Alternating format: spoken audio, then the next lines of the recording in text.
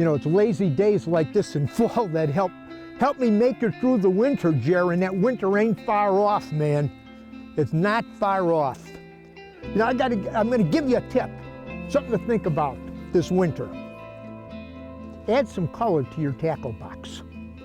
I don't care what kind of fish you fish for. We happen to be talking walleyes, and there is so many good color baits in the walleye world today like we've never seen before. Like I said, add some color to your tackle box this year. Get rid of some of your old no, don't throw your confidence baits out, because confidence has got something to do with catching fish. But try something different. I promise you, you try some of these colors and you're gonna put some more fish in the boat. It's a promise.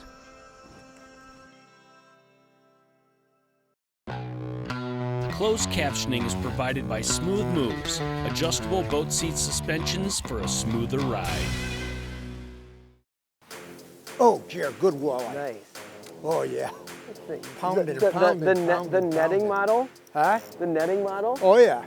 Oh, yeah. Oh, Wait. yeah.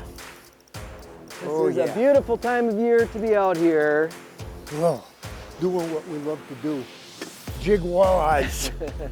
I'm guessing it's one of them 25 inchers.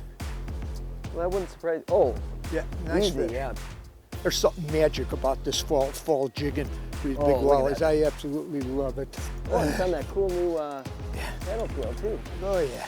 Oh. Get him, get him, get him! Wow, what a beast!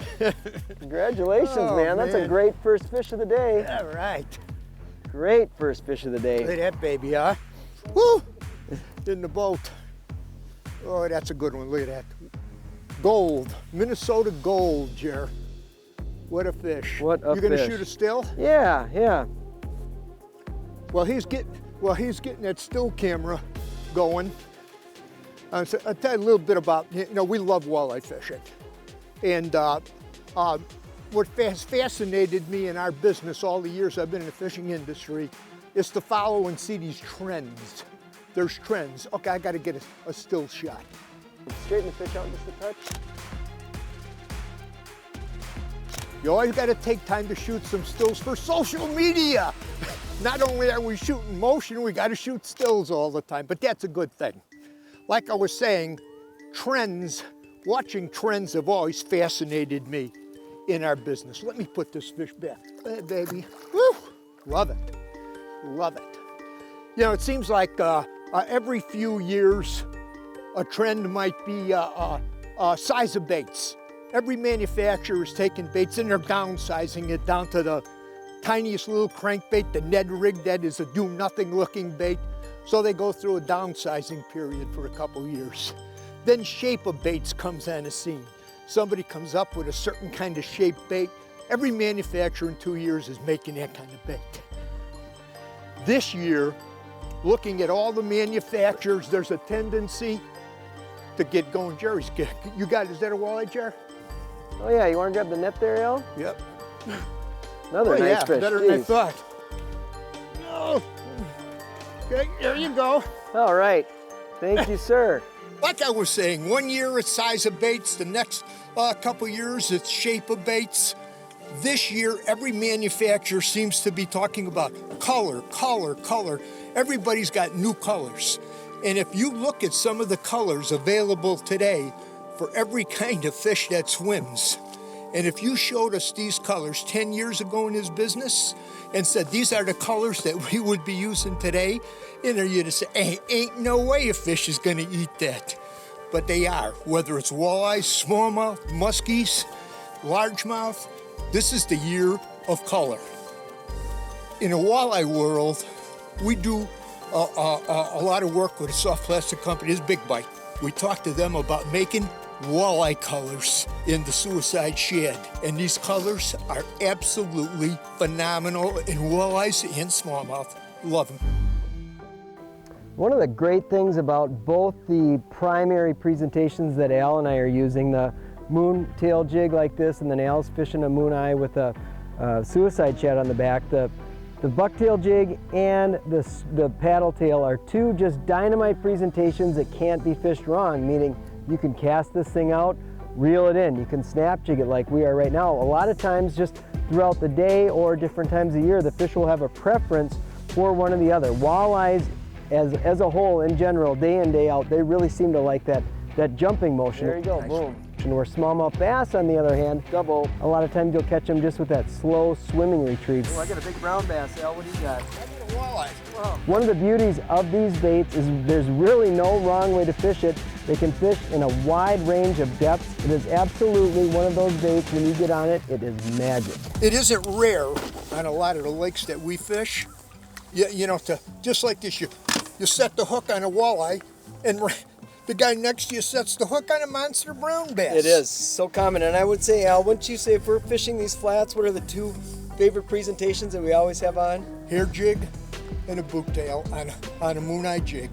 It don't get much better than that. It works anywhere in these conditions. Anywhere in the country, you're going to get some big bites, for sure. Sweet.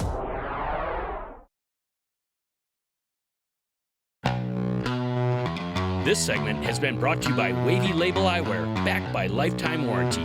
We see what others don't.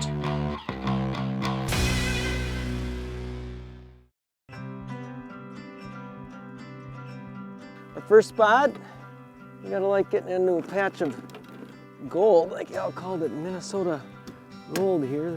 And you'll notice the bait that I've got this little rascal on is a hair jig, a great bait. You know, this is the time of year when everybody who likes catching big fish loves to be out in the water, fall, and probably the best presentation ever for catching walleye has to be the jig, and that's what Al and I are out here doing. We're experimenting with a few different colors, a few different styles of jigs, but day in, day out in the fall, if you're fishing a jig, you're not doing anything wrong for catching really nice walleyes. We'll get this guy back, and hopefully we catch a whole pile of these today. Al and I were talking on the way over. We were going, boy, what's the water temp going to be? We're fishing a reservoir right now, so there's some colder water feeding into it. We're like, boy, we hope it's above 45, because when that water in the fall is, you know, in that 43, 44 and up, it seems like you can consistently catch fish in artificials, and I'm talking hair jigs, soft plastics like Al's got there. Now, when you start getting water that's in that 42 and into the high 30s, that's a time of year when it does pay to have some live bait on board. You can still catch fish on this stuff, but right now, when the water's in the mid 50s, down into the low 40s, it's pretty tough to beat fishing with artificials because you can cover a lot of water, and walleyes just seem to love eating it. Yeah, got him. Look at you go, mister. Oh, it's a dinner walleye, Jer. Yeah. If you're looking for a dinner, I got a dinner walleye for you. Looking for a dinner walleye. Thank you. Boy, that's pretty sweet. They just love that. Yeah. Love that bait. So do I. You want me to tank this one? I would love it if you would do me that kindness. Near the end of the year, the transition between now and ice. Not many more meals left until the ice comes on. There you go. Both Al and I are using 1/4 ounce jigs. Now, a lot of people think when you're fishing, that 6, 8, 10 feet of water, like, oh, I should definitely go with an 1/8 ounce jig. And that's fine to do that, but you can't get the same action with an 1/8 ounce jig in many cases as you can with a 1/4.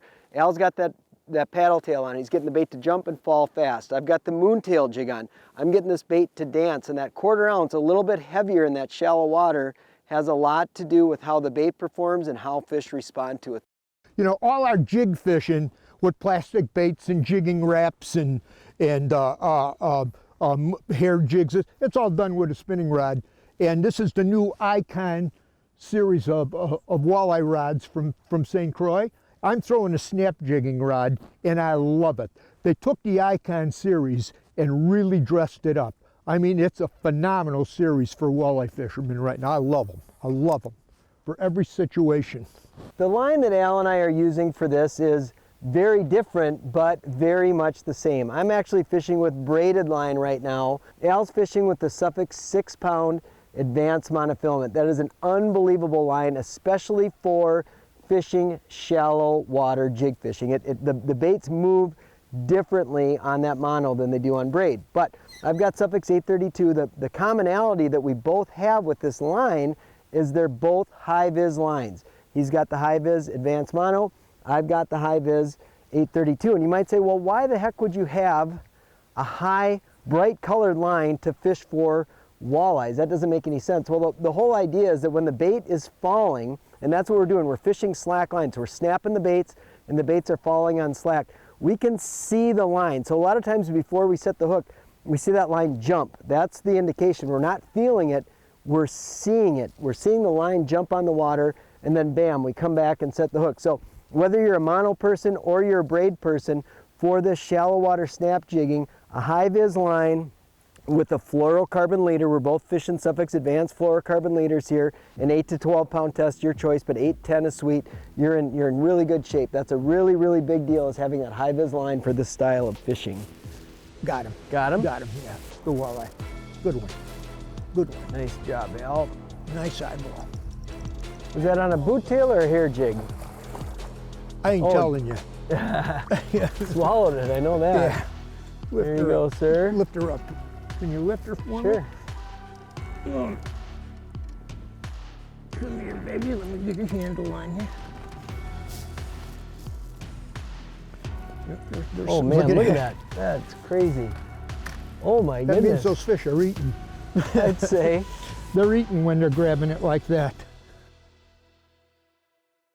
So that was on a number 8 shad wrap. Your style of boat control is really key. One that was there from the very beginning. You want to be able to see in the water. The adventure begins. We are loaded for bear. We got You know, bites. there's so many different ways to fish for walleye. Dependability and efficiency. Simple, fast, and easy. The best rods on the planet. We're fishing a big, big flat area here. And, you know, this time of the year, these walleyes, the structure that I'm on here, let's hypothetically say there's 100 walleyes on this piece. And these fish are, the way they're spread, there's 4 fish here, 2 fish here, 8 fish there. And you fish these big flats, and walleyes notoriously are moving almost all the time. And when them big schools get up on these shallow flats like this, they just kind of like spread out. And you just cover water, you watch your 360, and we learned that with 360. Them fish are constantly moving. And you're just bumping. You get a flat like this, you could fish it all day. You know, a quarter mile of water or more, you get a fish here in 6 feet, you get a fish here in 9 feet. If you can picture that in your mind, that's what we're doing. So I just broke off my jig and I picked up a jerk bait, but what I want to talk about is the reels that we're using. Both Al and I are fishing with size 2500 reels, and this is really important for these slackline presentations. Having a bigger spool, just like you would have a faster gear ratio with a bait casting reel, you want the same principle with a spinning reel. A bigger size spool picks up line quicker, and that really is a big deal because you're fishing that slack line. You're making the bait jump, you're making it fall. Same thing with the jerk bait. Al's got his favorite, hands down his favorite spinning reel back there for walleye jigging. It's the Daiwa Fuego, an unbelievable reel for that price point. I've got a handful up here, including the one I'm fishing right now, which happens to be the absolute top of the line treat. This is the Exist, but really one thing I'll say about Daiwa reels as a whole, if you pick up one that's $49 or you pick up the top of the line, you're gonna find the most amazing drag. They're gonna be smooth, fluid, they're absolutely a dream to fish, and they're light. You don't fatigue. This can be stressful, so having, just snapping all day long, it could be hard in the hands, wrists, forearms. So having really quality equipment is a big, big deal. So light rods, 2500 size reel, and you're gonna be in good shape for cranking on walleyes and bass all day long. Walleye, nice, Al.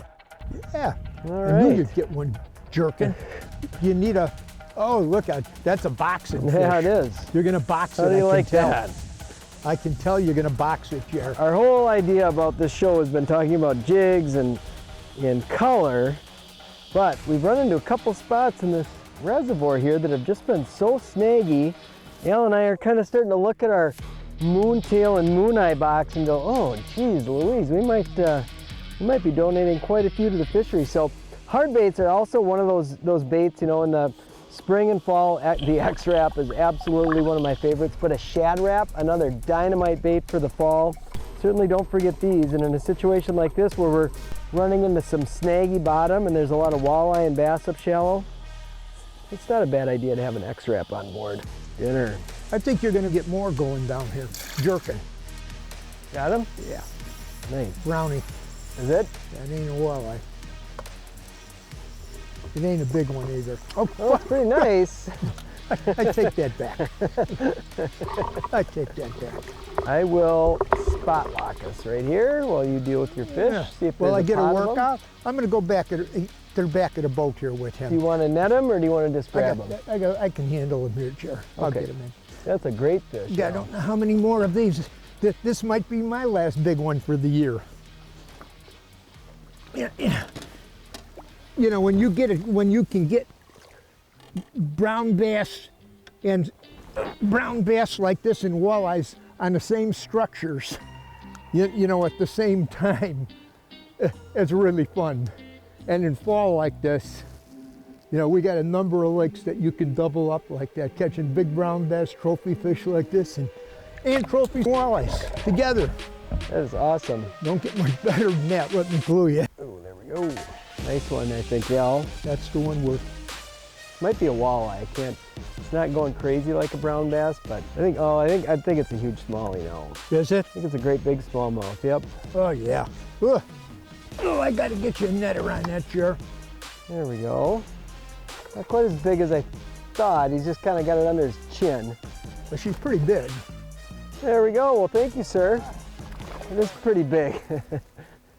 That is a little bit better than I was thinking, huh? That's a great fish. Boy, in the fall, they just get to be so big and beautiful. This is definitely a time of year that is so special. The days are short. The sunshine feels amazing. And it's just great to appreciate the last few fish of the season out here, enjoying all of what this beautiful place has to offer. Cool, what a great fish. They like to eat when you're throwing the right thing. You don't have all bluebird flat calm days. Just a perfect eating size fish. See, that's what I'm talking about, the skyward drag. This boat is rigged up about as nice, Easy to use, and it flat out works. It's a must-have when you're talking about big waves. Well, these trout are so darn tough. This bait is legendary. We had a little bit of a lull, so I decided to change colors. We had a low light when we first got out there. You know, we had a little bit of haze in the air. We had a color that was going pretty good. And it isn't rare, you know, we're talking about color. It isn't rare to see them fish, the walleyes in particular, change from one color in a low light conditions to midday when it brightens up, and you can definitely see a change of pace. And when you get a slow bite, mix it up a little bit. Try something a different color. Somebody change up from what you've been catching them on. You'd be surprised. A little thing like that can make all the difference in the world.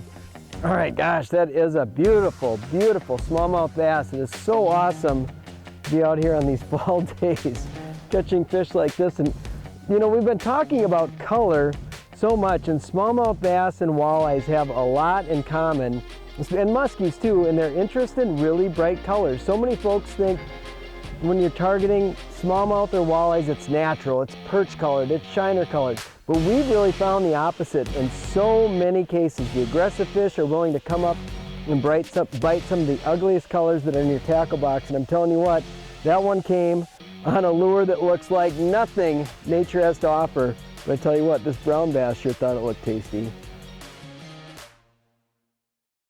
Okay, here's the deal. I want you to imagine yourself coming off of a magnificent weekend with family and friends. You were probably out fishing and had a memorable bite to go along with it. You're getting ready Monday morning to go to your office, to go to work. You got the whole week planned out. Everything's been great. You're ready, you're gonna do this on Monday, Tuesday, Wednesday, Thursday, Friday. We're gonna get all of this stuff done. You walk through the door and everything comes in. One thing from the left, the right, the up, down, and in there. Calls, things you have to respond to. By the end of the day, your head is spinning. You know, you're usually reacting to something somebody else did, or worse yet, somebody else didn't do that impacts you, and you have to deal with it.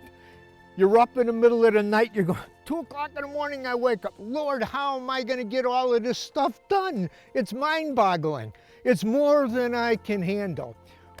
I've had a few of those days in my life, a few too many. How about you? Can you relate to some of those situations? I'm sure most of you can. I'll share with you a little bit of how I learned to cope with what we call the pop-ups of life. My friend Tom and I call them the pop-ups of life. Things you never even planned on for the day, and all of a sudden they hit you like a ton of bricks. First of all, I learned to depend on the Word. I go to the Word for everything I have, every situation, challenge in life, the Word of God in the Bible. And I know I can do all things through Christ who strengthened me, guided by His Holy Spirit. And then there is another scripture that I've been depending on a lot since COVID came on the scene. Seems like I need it more than normal. It's Matthew 6:34. Refuse to worry about tomorrow, but deal with each challenge that comes your way one day at a time. Tomorrow will take care of itself. That became really real to me, and it has had a mega impact on how I deal with the pop-ups of life. Hopefully this will help you get through this week on challenges that are unexpected, that just come in out of nowhere. Hey, from all of us here at The Edge, you have a good fishing season. We'll see you on the water.